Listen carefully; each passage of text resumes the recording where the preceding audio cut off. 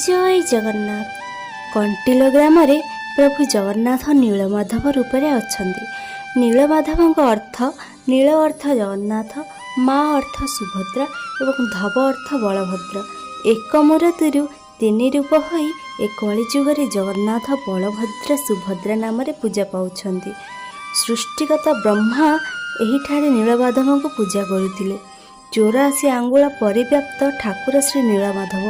ଦୁଇ ହସ୍ତରେ ଶଙ୍ଖ ଚକ୍ର, ଦୁଇ ହସ୍ତରେ ଲକ୍ଷ୍ମୀ ଦେବୀ ଭୂଦେବୀ ପୂଜା ପାଉଛନ୍ତି ଏବଂ ପାଦ ପଦ୍ମରେ ଗଙ୍ଗା ପ୍ରବାହିତ ହେଉଛି। ଶବର ରାଜା ବିଶ୍ୱବସୁ ଜଙ୍ଗଲ ମଧ୍ୟରେ ନୀଳମାଧବଙ୍କୁ ପୂଜା କରୁଥିଲେ। ପ୍ରତ୍ୟେକ ଦିନ କନ୍ଦମୂଳ, ଶାକର ଇତ୍ୟାଦିରେ ପୂଜା କରିଥିଲେ।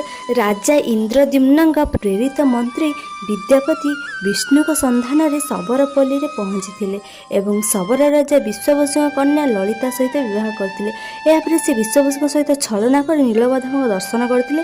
ପରେ ପ୍ରଭୁଙ୍କୁ ନେବା ପାଇଁ ସୋରିଷ ଗଛ ସାହାଯ୍ୟରେ ଆସିଥିଲେ ଏବଂ ପ୍ରଭୁ ଏହାପରେ ଅନ୍ତର୍ଦ୍ଧାନ ହୋଇଯାଇଥିଲେ।